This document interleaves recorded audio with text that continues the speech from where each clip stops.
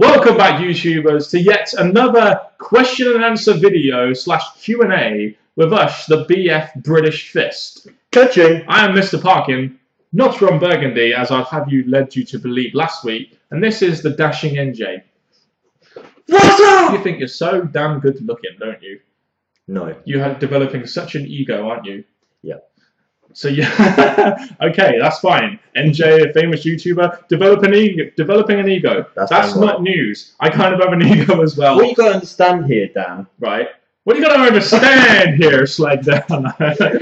Just joking. This is Q&A 163. If you want to ask us questions, we have links in the description box below. The first question is going to come from Tim Crace.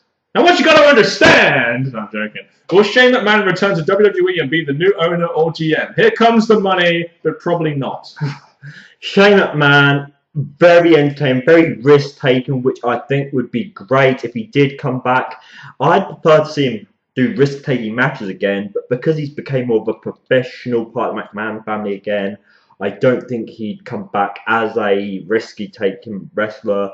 As for in the WWE itself, I think Triple H would have to offer him something to bring him back. Yeah, the thing is, I think if Shane McMahon was going to stay with the company, he would have had to take it over from his dad, and unfortunately that never really happened. So with him having his own projects elsewhere, I'm not sure what he's doing, but I've heard he's pretty successful in what he's doing right now. So I don't really think he would really want to return to the WWE, even if he was an owner or a GM. Selling ladies' clothes. Is that what he's doing? Yes. Wow. Well done, Shane McMahon. Do you ever try on the ladies' clothes that you're wearing just for a laugh? I'm just wondering.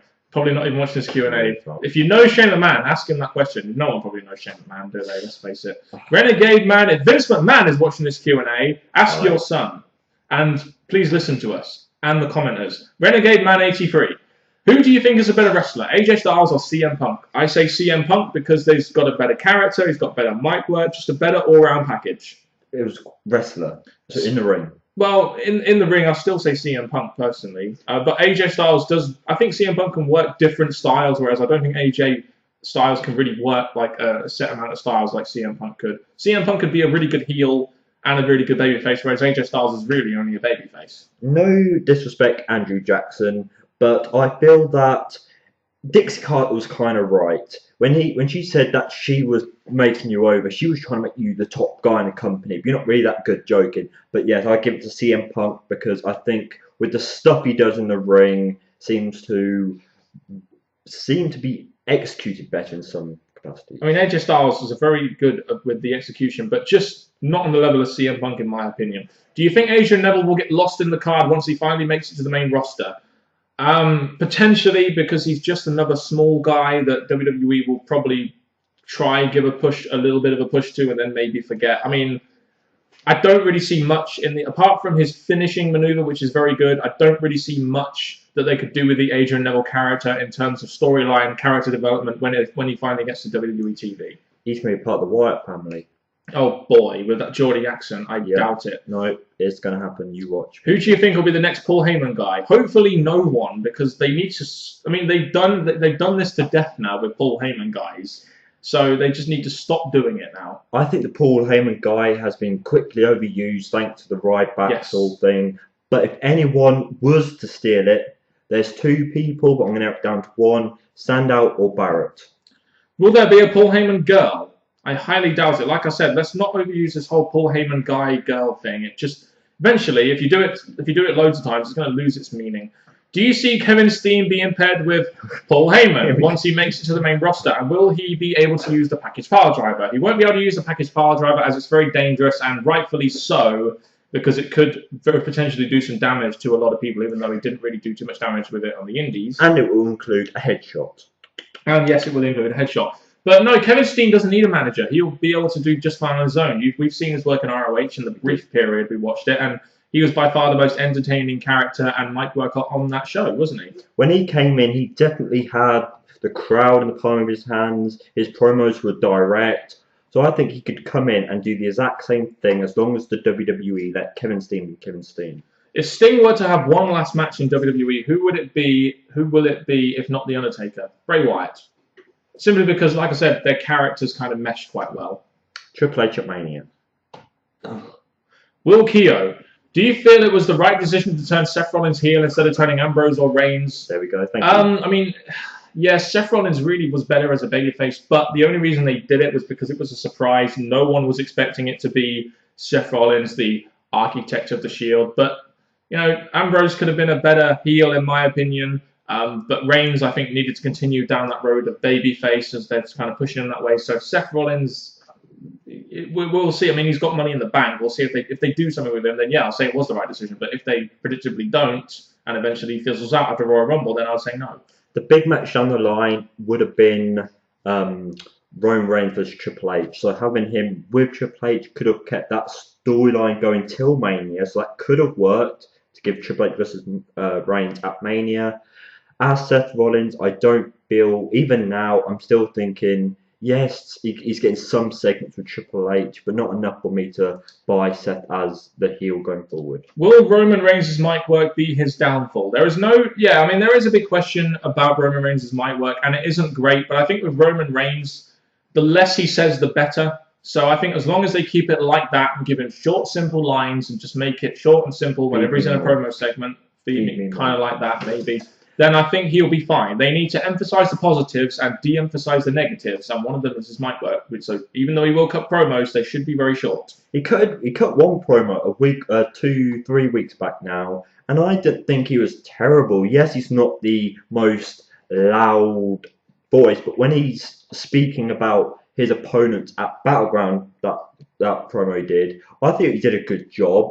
But yes, he may not be the highlight on the mic. No, he's not like on the level of like a CM Punk or a Chris Jericho. No. But as long as he can get his message delivered, in an effective way, you can emphasize his other strengths, which are his, obviously his size and his, in ring, the stuff he does in the ring. Would Tyson Kidd be a bigger star in TNA?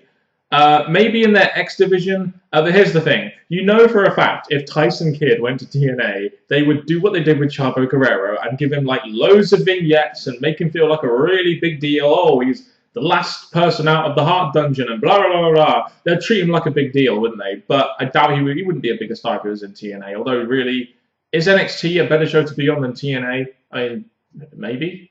Even though he's got the heart thing with him, I still think he'd be treated like Caval. Potentially, yes. Who will be the next WWE superstar to officially announce his retirement?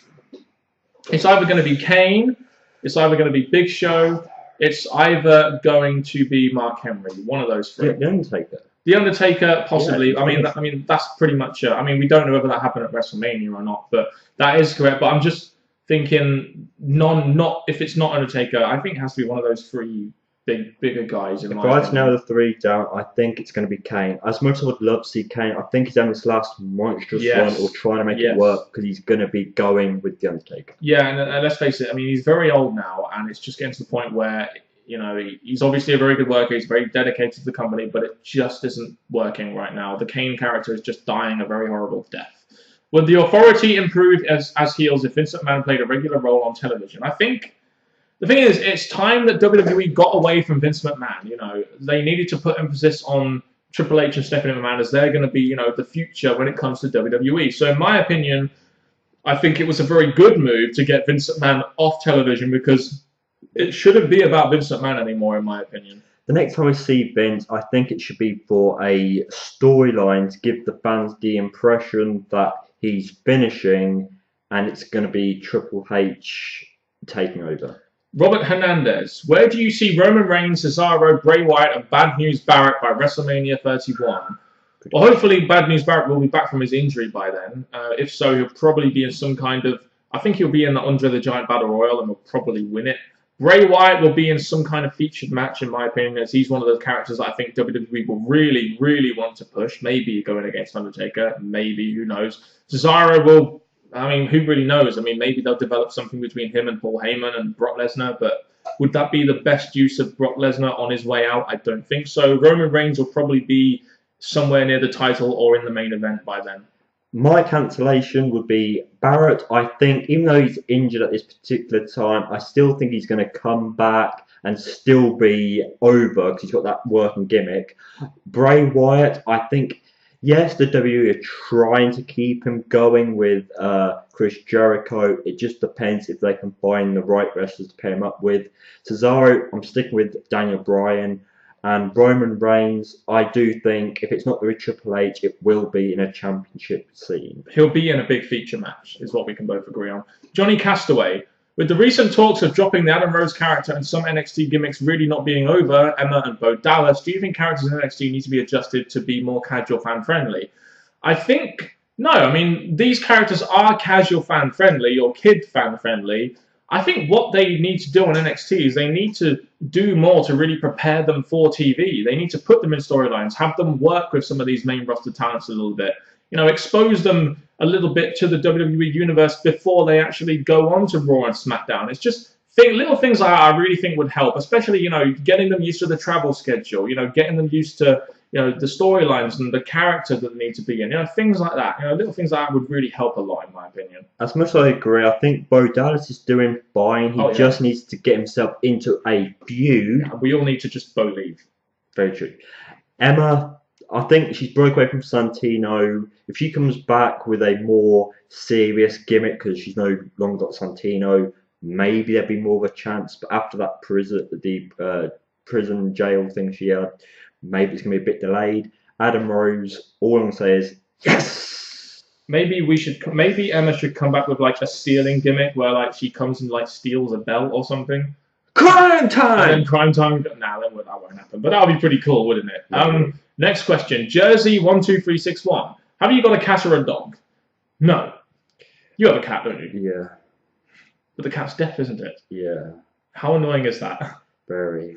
Please delve into more detail. I really want to hear about this. I'm just sick of cats. we're like a cat family. Every time one cat sadly does its business, we get another one. So every time a cat has a wee, you get another one? It does. Why have I got to say that out loud, Dan? Why have I got to say that out loud? Oh, that was horrible. Jack Johnson. I just had to get it out of you. 5 best technical wrestlers. Oh, Daniel Bryan, Austin Aries, Bobby Roode, CM Punk, I think you could put up there as a good Kurt Angle. AJ Styles, I think, is another good technical wrestler. So we've got 6 there. There's probably way more. Cesaro. Did we mention Cesaro? No. No, there's probably way more than that. 5 best big guy wrestlers. Okay. Can I put Kane there, please? You can put Kane in there. You got Undertaker, Kane, Big Show, Big Show, Mark Henry, and we'll say Bully Ray. Not really a big guy, but still a big guy wrestler. I want to put one special one in, but they didn't do enough with him. Go on. Umaga! Umaga, yeah, definitely good character. Do you think ROH will overtake TNA? No. TNA has 1 million people watching it a week. Even though we think it may be shit, it's never going to be overtaken by ROH. 2 things. Number 1, Cornette said that they get 1 million viewers. They said that. So we've got to believe that. Yeah. The second thing is ROH. Yeah, because that was great, wasn't it? Yeah, because ROH is doing so much to attract casual viewers that who the fuck watches their TV show on Sinclair Network? It's probably on at 4 a.m. somewhere in America. I don't fucking know. Fuck's sake. No, ROH will not overtake TNA. Tim Crace. Do you think that WWE should have Clash of the Champions on Raw? Maybe make it into a special episode, but I would do that maybe if they weren't 3 hours. Maybe make it a special 3-hour show if they were originally 2 hours. The WWE killed their special shows. So 3 hour was their special show. Adding special appearances on those shows. I think the speciality shows are gone. Like the Slammies don't feel important anymore. So I think making that happen could be an idea. Or make it a UK special pay-per-view, but no, I don't think it's going to happen. They did Clash of the Champions as an NXT special where they had like the IC champion, the Divas champion. I think they had the World champion there as well, and they did like loads of feature like main roster versus NXT roster, and they made it Clash of the Champions. So they have used it, but just on a very small scale like NXT. And WWE have Night of Champions. Yeah, weird that, isn't it? Do you think that WWE should make an Owen Hart and a Rick Rude DVD? Well, they probably aren't going to make an Owen Hart DVD because I don't think Owen Hart's wife really wants her husband promoted as part of the WWE because of what happened. Rick Rude wouldn't be a bad idea. I don't know if he's already got a DVD or not, but I mean, Rick Rude was a WWE guy. I don't know what personal issues he had with the WWE or anything like that, but that wouldn't be a bad little DVD. I'm after Wrestler's Own DVDs, so if Owen Smile family allows it, I would love it. I'll get it. Rick Rude, I think it would be nice. So fans that haven't seen much of him on a DVD would be good. Do you think that Owen Hart, Rick Rude, Randy Savage, The Rockers, Sting, Undertaker should be in the Hall of Fame? I mean, Owen Hart probably won't go in the Hall of Fame because, like I said, his wife doesn't want him to be promoted in any kind of way by the WWE because of the accident. Rick Rude, yes. Randy Savage should be, but of course, Vince McMahon has a bit of a vendetta against him, so we probably won't see him in the Hall of Fame. The Rockers, I mean, as a tag team, I guess they could go in the Hall of Fame, but Shawn Michaels is already in the Hall of Fame, isn't he? So I don't know whether you could put him in twice. Sting, should he go in WWE's Hall of Fame? He's already in TNA's Hall of Fame. They'll probably still do it. And Undertaker should headline, definitely, a WrestleMania, a Hall of Fame, sorry. Pretty much. Would you like to see the WWE make a WCW-ECW Alliance DVD? No, because they fucked that up and no one would want to buy it. So no, we're not going to do that. Right, a couple more questions before we end this Q&A. The Brony Assassin 167. What do you think of the 11 releases? Oh, this was a while ago now. A lot of them I weren't really surprised about, like Drew McIntyre and Jinder Mahal and people like that. Brodus Clay I was a little bit surprised about, actually. Josh Matthews I wasn't surprised about because they weren't using him all that much. But there was a couple of people there. Maybe guys like Brodus Clay and Drew McIntyre are on big money or bigger money than the jobbers generally would be, and they just couldn't afford to keep them around as jobbers anymore. The releases haven't really bothered me too much, really. I haven't really remembered them, to be honest, so that shows you how much I care. I look at the release and think, if the WWE are not going to use them in a tag team, which is a bit upsetting, not use them in the mid-card, which is quite upsetting, and they're not really jobbers every week, then, to be honest, the WWE are paying guys to just have backstage passes, and I don't think that's really fair on the WWE. But then again, I don't blame the 11 wrestlers. I blame the writers for not creating tag teams or possible build-up matches towards mid-card. Yes, and especially with WWE now cutting the budget by, I believe, 20 million because of the WWE Network and the losses they've been getting there. We kind of expected some releases and in that way, so I'm not really surprised as to what I think about them. Like I said, I don't really remember many of them, so sorry, not really all that bothered. Best and worst star in history. What are your picks, NJ and Mr. Parkin? Best star in the history to me has to be Hulk Hogan because of what he did for the business. Worst star in history. John Cena, maybe. He's the worst star in the sense that he's just killing the WWE for me and for adult fans. How about you? The best, as much as I say Hogan, I have my flaws with Hogan which don't really make me want to put him as number one. So if I'd say anyone, it would be none other than the Nature Boy, Ric Flair. That's the worst. Worst, yes, John Cena's quite strong there. But if I had to put another one, just because I feel that he should not have been where he was at the time, Big Dick Johnson. Flip sake, WWE. What was that? I love Big Dick Johnson. That was funny. I loved it. Remember, what was it when the Layla was going to give Miz a lap dance and she blindfolded him, and all of a sudden, was it Big Dick Johnson that came out and started dancing all over him like in his underwear and stuff? That was kind of funny, you got to admit. Plus, he was a writer for the WWE as well, believe it or not.